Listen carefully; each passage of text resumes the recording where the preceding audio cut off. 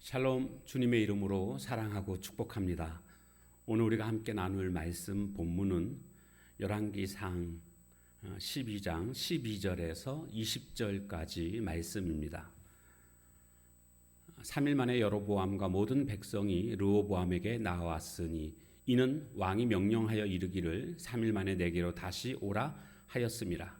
왕이 포악한 말로 백성에게 대답할세 노인의 자문을 버리고 어린 사람들의 자문을 따라 그들에게 말하여 이르되 내 아버지는 너희의 멍에를 무겁게 하였으나 나는 너희의 멍에를 더욱 무겁게 할지라. 내 아버지는 채찍으로 너희를 징계하였으나 나는 전갈 채찍으로 너희를 징치하리라 하니라. 왕이 이같이 백성의 말을 듣지 아니하였으니 이 일은 여호와께로 말미암아 난 것이라. 여호와께서 전에 실로 사람 아히야로 느밧의 아들 여로보암에게 하신 말씀을 이루게 하심이더라.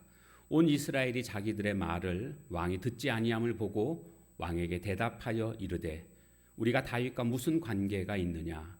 이새의 아들에게서 받을 유산이 없도다. 이스라엘아 너희의 장막으로 돌아가라. 다윗이여 이제 너는 내 집이나 돌아보라 하고 이스라엘이 그 장막으로 돌아가니라.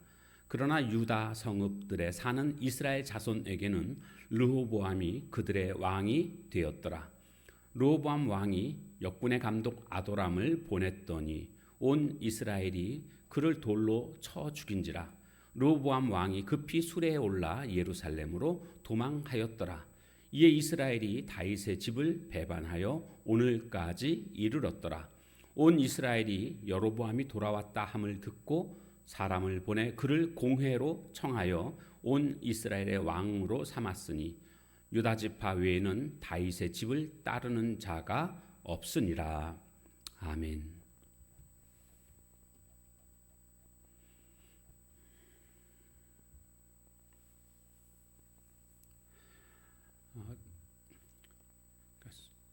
솔로몬이 큰 죄를 짓게 됩니다. 그의 노년에 그는 우상을 숭배하게 되는, 그리고 이방 여인들을 아내로 삼는 이런 큰 죄를 짓게 됩니다.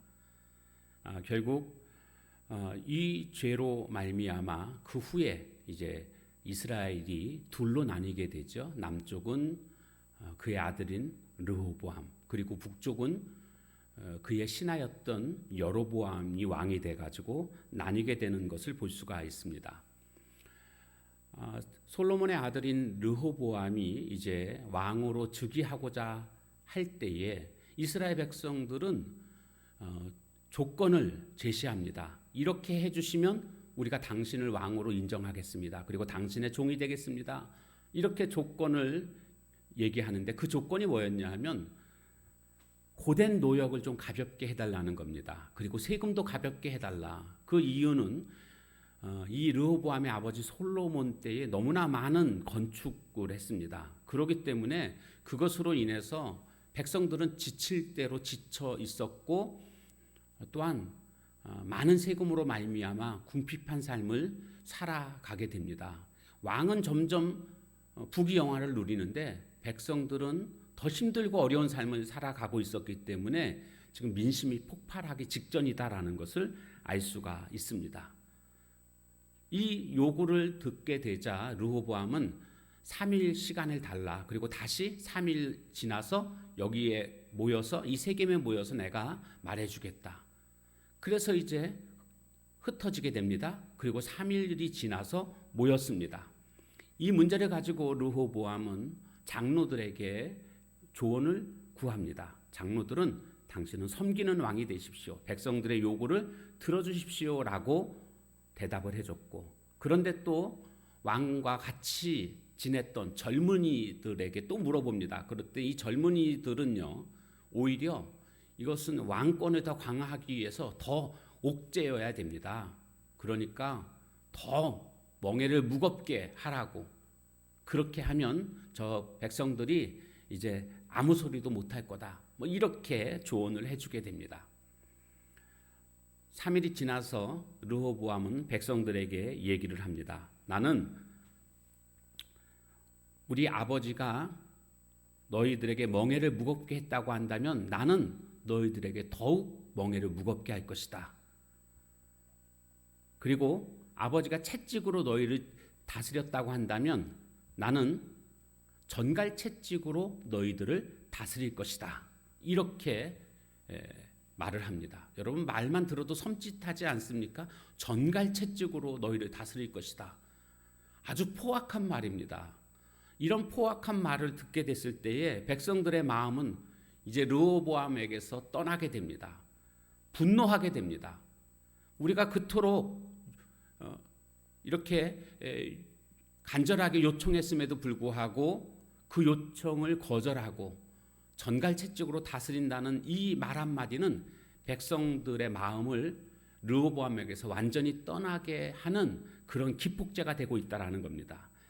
오늘 우리들은요, 말 한마디를 하더라도 상대방이 이 말을 들었을 때 마음에 분노가 일어나게 되는 그런 말을 해서는 안 됩니다. 똑같은 말을 하더라도 좀 단어도 좀 유순한 단어로 사용할 수 있어야 됩니다. 그것이 지혜입니다. 솔로몬이 쓴 잠언 15장 1절에 가보면 유순한 대답은 분노를 쉬게 하여도 과격한 말은 노를 격동하느니라, 이렇게 말씀하고 있습니다. 그러니까 유순한 대답을 할 수 있어야 분노가 사그러드는 겁니다. 그런데 오늘 본문에 나오는 이 르호보암은 오히려 분노를 야기시키는 아주 포악한 말을 하는 모습을 보게 됩니다. 이것이 바로 어리석음이라고 할 수가 있습니다.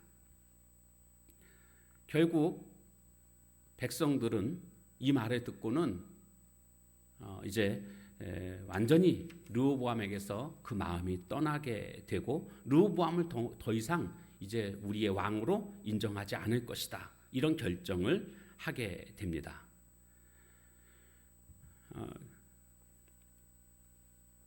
하나님께서 그 아히야라는 선지자를 통해서 이스라엘의 결국은 어떻게 될 것이다 라는 것을 이미 벌써 말씀해 주시지 않았습니까? 그러니까 솔로몬이 언약에 불충했던 것에 대한 결론은 뭐였습니까? 나라가 나뉘게 된다라는 것이었죠. 그래서 온 이스라엘을 여로보암에게 줄 것이다. 단 한 지파만, 즉 유다 지파만 다윗과의 언약이 있었기 때문에 예루살렘에서 다윗 왕국은 계속될 것이다.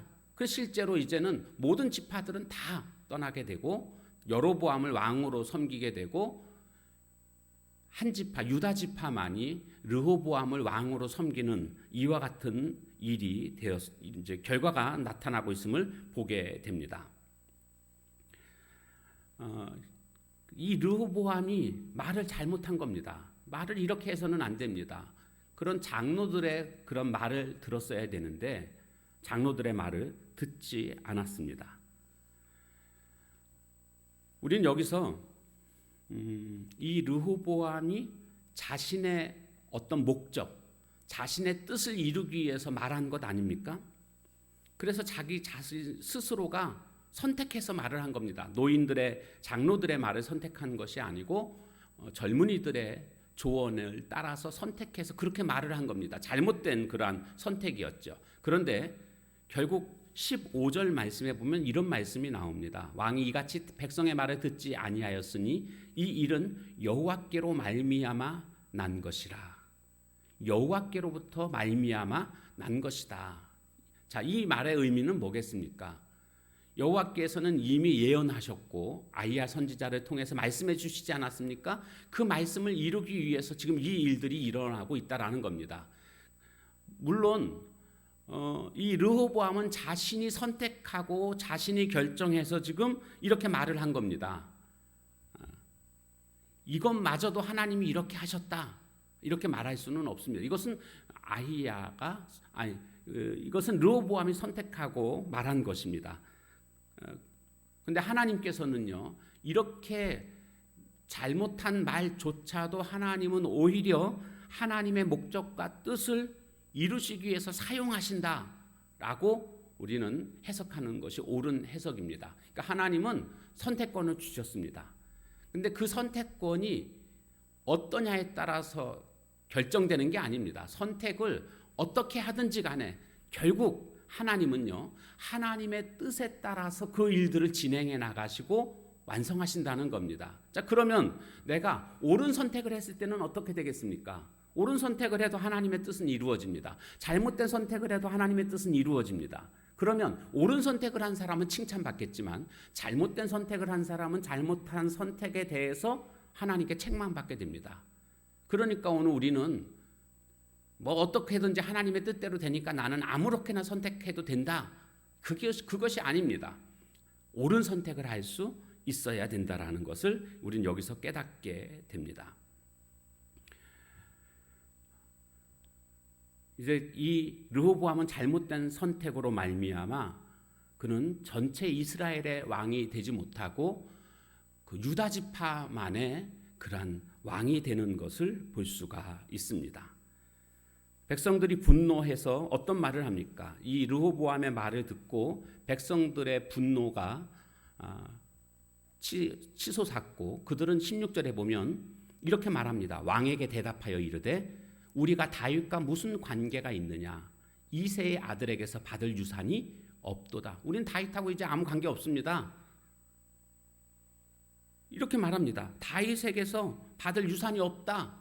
이제 완전히 다윗과는 이제 절교하게 되는 그런 선언을 하고 그들은 떠나갑니다. 자신들의 장막으로 이렇게 돌아가는 모습을 보게 됩니다. 그리고 나라를 새로 세운 겁니다. 10지파가 나라를 세웠습니다. 그 세운 나라 이름이 이스라엘입니다. 원래 통일된 나라의 이름이 이스라엘이잖아요. 사울이 왕이었을 때 나라 이름도 이스라엘이고 다윗이 나라였을 때 이름, 솔로몬이 왕이었을 때의 이름도 이스라엘입니다. 근데 그 이스라엘이라는 그 이름을 북쪽 왕국이 가져가는 모습을 보게 됩니다. 왜요? 거기 10지파나 거기에 속해 있기 때문에. 남유다는요, 유다 지파, 나중에 베냐민 지파가 흡수돼서 두 개의 지파긴 하지만 결국에는 하나의 지파로 혼자 남게 된 겁니다. 그러니까 그 이름을 자신들이 주장할 수가 없는 겁니다. 그래서 결국 북왕국 나라의 이름이 이스라엘로 결정이 되는 것을 보게 됩니다. 그런데 이 분위기 파악하지 못하고요, 이 르호보암이 지금 자신을 떠나간 그들을 향해서 역군의 감독 아도람을 보내게 됩니다. 일시키겠다는 거죠. 그러자 어떤 일이 벌어졌습니까? 아도람을 쳐 죽이게 됩니다.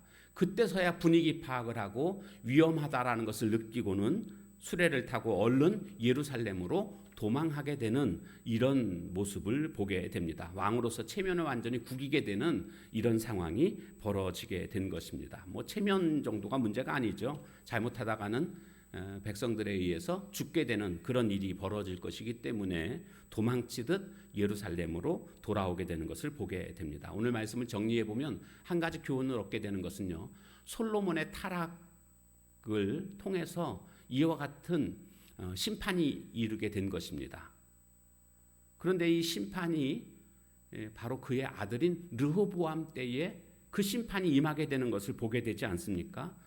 한 사람의 타락이 한 사람에게만 국한된 것이 아니고 다음 세대까지도 그의 아들에게까지도 임하는 모습을 보게 됩니다. 물론 모든 것이 다 그렇게 된다라는 것은 아닌데 하나님이 지금 솔로몬에게 있어서는 그렇게 말씀하셨습니다. 그래서 지금 그의 아들 르호보암 때에 그 심판이 임하게 되는 것을 보게 됩니다.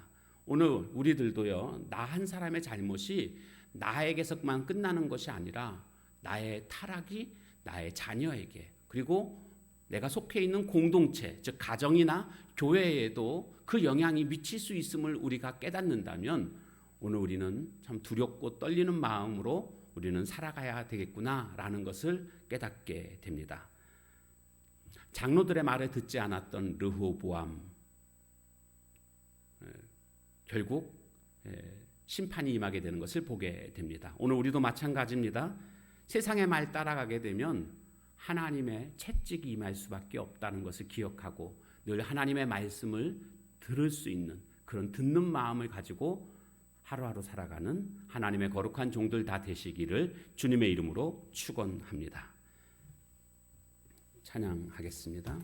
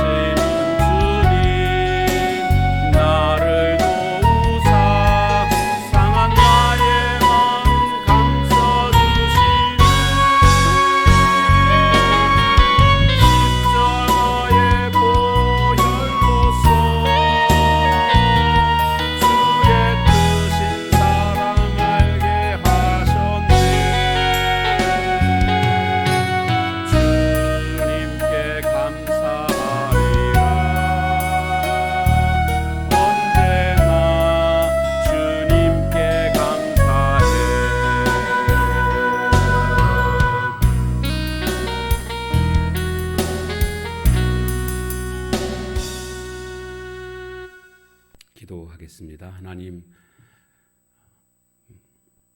포악한 말로 백성들의 마음을 분노케 했던, 지혜롭지 못했던 르호보암의 모습을 보게 되었습니다. 오늘 우리들은 날마다 포악한 말이 아니라 유순한 말을 할 수 있는 저희들 되게 하옵소서. 결론적으로 이 솔로몬의 타락이 그의 아들 르호보암에게까지 미치게 되는 이런 모습을 보게 되었고, 이것은 이스라엘 전체 나라의 큰 심판으로 그렇게 나타남으로 나라가 나뉘게 되는 결과를 우리가 보게 됩니다. 나 한 사람의 잘못이, 타락이 이런 큰 문제를 야기할 수 있음을 기억하고 날마다 하나님의 말씀에 귀 기울일 수 있는, 하나님의 뜻에 따라 살아갈 수 있는 저희들 모두가 되게 하옵소서. 섬기는 왕이 되라는 그 장로들의 말을 무시하고 더욱더 강하게 압박하라는 젊은이들의 말을 선택했던 그런 르호보암, 그의 선택의 잘못으로 말미암아 이런 어려움이 오게 됐던 것인데, 그러나 궁극적으로는 이 모든 것은 어떤 선택을 하든 하나님은 하나님의 목적과 하나님의 뜻을 이루시는 분임을 깨닫게 됩니다. 그러므로 오늘 우리는 늘 하나님의 뜻을 살피고 하나님의 목적이 무엇인지 거기에 부합하는 삶을 살아가는 자가 될 때에 복된 인생을 살아가게 될 줄로 믿습니다. 하나님의 뜻에 거부하는 그런 모습 되지 않도록 날마다 깨우쳐 주시고 하나님의 말씀을 들을 수 있는 듣는 마음을 주옵소서. 예수님의 이름으로 감사하며 간절히 기도하옵나이다. 아멘. 주신 말씀 붙들고 기도하는 시간을 갖도록 하겠습니다.